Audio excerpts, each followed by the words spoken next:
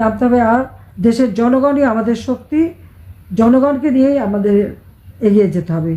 সে টাকার অভাব নাই, সে তো গরিবের টাকা লুট করে নিয়ে রক্ত চুষে খেয়ে এখন বিদেশে পত্রপত্রিকা হায়ার করে সেখানে নানা ধরনের অপপ্রচার ছড়াচ্ছে। আর যত হত্যাকাণ্ড খুন করে সব দোষ আওয়ামী লীগের। পুলিশ মারে, এটা তো তাদের সমন্বয়ক আসিফ নিজেই বলেছে পুলিশ হত্যা করেছে। বিএনপি নেতা বলেছে সে পুলিশকে মেরেছে। এমনকি ইসলামী আন্দোলনের নেতাও বলেন উনিও পুলিশকে মেরেছেন। কিন্তু মামলাগুলি সব আওয়ামী লীগের বিরুদ্ধে, সব মামলা আওয়ামী লীগের বিরুদ্ধে, আওয়ামী লীগের কেউ বাদ নাই। তো কত মামলা, আমার মনে হয় যত মামলা দিয়েছে তার একটা হিসাব বের করলে ইউনূসের নাম ওই গিনিস বুক অফ রেকর্ডে যাবে, যে সে কত মানুষের বিরুদ্ধে কত মামলা করতে পারে, একটা দলকে ঘায়াল করার জন্য কি কত হাজার হাজার কর্মী নেতাকর্মীকে জেলে পুরতে পারে, এবং কত লক্ষ নেতাকর্মী মানুষের বিরুদ্ধে মামলা দিয়ে আসামি করতে পারে। এই রেকর্ড সে কিন্তু ভঙ্গ করবে এবং গিনিস বুক অফ রেকর্ডে নিশ্চয়ই তার নাম চলে আসবে।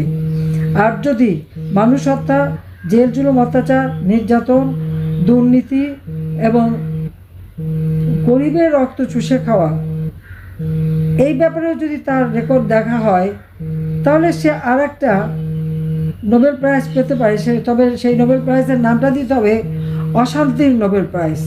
কারণ অশান্তির সৃষ্টিতে ইউনূস এখন চ্যাম্পিয়ন সারা বিশ্বে, এবং বিশ্ব নেতারা কিন্তু তা জানে, এটা বোঝে যে সে দেশ চালাতে ব্যর্থ, দেশ চালাবার মতো তার ক্ষমতা নেই।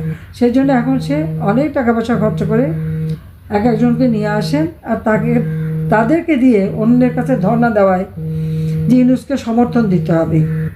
এখানে অনেক হাই কমিশনার আছে, অ্যাম্বাসাডার, তাদেরকে দিয়েও রিকোয়েস্ট করে ইউনূসকে সমর্থন দিতে হবে। কেন? ইউনূসকে নাকি মাথায় করে এনে ক্ষমতায় বসিয়েছে।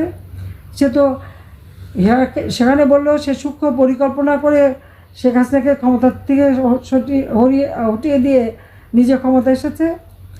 বিল ক্লিন্টনের ফাউন্ডেশনে বললো এটা সম্পূর্ণটাই তার সেই সূক্ষ্ম পরিকল্পনা, অর্থাৎ মেটিকুলাস ডিজাইন করা পরিকল্পনা। কোনো নেতা নাই, ছাত্র জনতা কিছু নাই।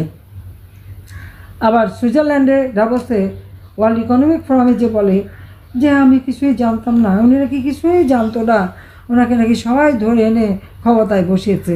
তো যারা ধরে এনে ক্ষমতায় বসিয়েছে তার দেশের যে সর্বনাশটা করেছে, এটা কি তারা একবার চিন্তা করতে পারে? দারিদ্রের হার যেটা আমি 18% কমিয়েছিলাম, নিশ্চয় এটা এখন 19-20-এ চলে আসছে।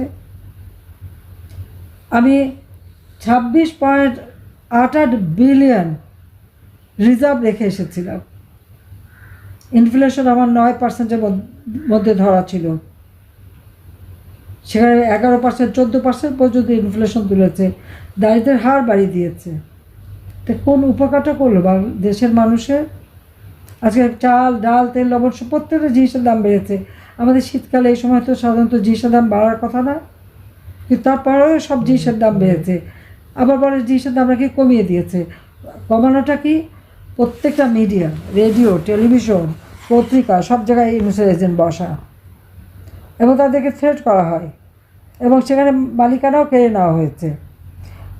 বাজারে যে টেলিভিশন নিয়ে যাবে আগেই বলে দেয় দাম কমিয়ে দিতে, যদি কমিয়ে না বলে তো ওই দোকানও থাকবে না, লুটপাট করবে, আর টেলিভিশনও থাকবে না, জ্বালিয়ে দেবে।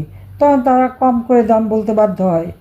কিন্তু প্রকৃত দাম পাওয়া যায় যখন ক্রেতারা নিজেরা কেনে, তাদের পকেটটা যে খালি হয় সেটা তারা বোঝে। আজকে দিনমজুরের আয় রোজগার নাই, আজকে সাধারণ খেটে খাওয়া মানুষের আয় রোজগার নাই, ব্যবসা বাণিজ্য নাই, একটার পর একটা শিল্প কলকারখানা বন্ধ। এ পর্যন্ত প্রায় 150-এর উপর গার্মেন্টস বন্ধ হয়ে গেছে, ইন্ডাস্ট্রি বন্ধ হয়ে গেছে, শ্রমিকরা বেকার হয়ে মানবিত জীবনযাপন করছে। আজকে কৃষকরা সেচ পায় না, সমস্ত জমি চাষ করতে পারতেছে না, কি বিদ্যুৎ নাই। আমি তো প্রত্যেক ঘরে ঘরে বিদ্যুৎ দিয়ে এসেছি, বিদ্যুতের তো কোনো কমতি ছিল না। 28,000 মেগাওয়াটের মতো বিদ্যুৎ উৎপাদনের সক্ষমতা আমরা অর্জন করেছি। আমাদের যেটা চাহিদা হতো 16,000 মেগাওয়াট, 17,000 মেগাওয়াট, আমরা তা উৎপাদন করতাম। এখন হচ্ছে না কেন? বিদ্যুৎ তৈরি করার জন্য যে উপকরণ কেনা, সেটা অর্থ তো বাজেটে ধরা ছিল, সেটাকে গেল কোথায়? তার জবাব দিতে হবে তাকে, সে জবাবও তাকে দিতে হবে।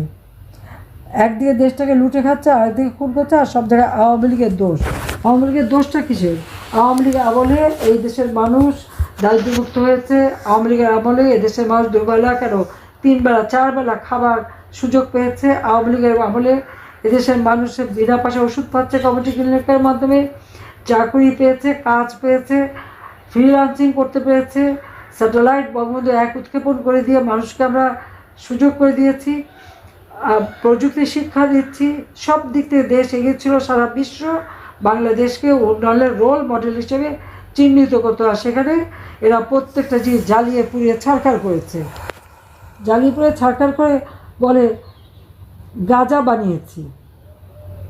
গাঁজার চিত্রটা আর বাংলাদেশের ওই ইউনুস ক্ষমতা আসার আগের চিত্র দ্বারা জ্বালাও পোড়াও, মেট্রো রেল, এক্সপ্রেসওয়ে, বিটিভি ভবন থেকে শুরু সব যে আগুন দিয়ে পুড়িয়েছে, সারা দেশ যে আগুনে চলছে, ঠিক তার আগে ওই 7ই জুলাই আগে বাংলাদেশের চিত্রটা একটু তুলনা করে দেখুক তো। ইউনুস ওটা বলবেই। আর ইউনুসের বিচার ইনশাআল্লাহ সে বিচারও করব। দেশের মানুষের অর্থ সম্পদ লুটে দিয়ে হত্যা করে বাংলাদেশটাকে একটা শ্মশানে পরিণত করে আজকে সে বেশ সুখে বাস করে এখন আর নিজের বোধহয় আত্মবিশ্বাস কমে গেছে। এখন এর কাছে ধর্ণা দেয়, ওর কাছে ধর্ণা দেয়, তাকে যেন একটু সমর্থন দেয়। এটাই হচ্ছে তার চরিত্র। সবাই তোমরা ভালো থাকো, সুস্থ থাকো, এবং সবাই যারা আছেন মুরব্বী সবাইকে আমরা বলবো ভালো থাকেন, সুস্থ থাকেন। ইনশাআল্লাহ জয় আমাদের হবে, মনোবল রেখে চলতে হবে। জয় বাংলা, জয়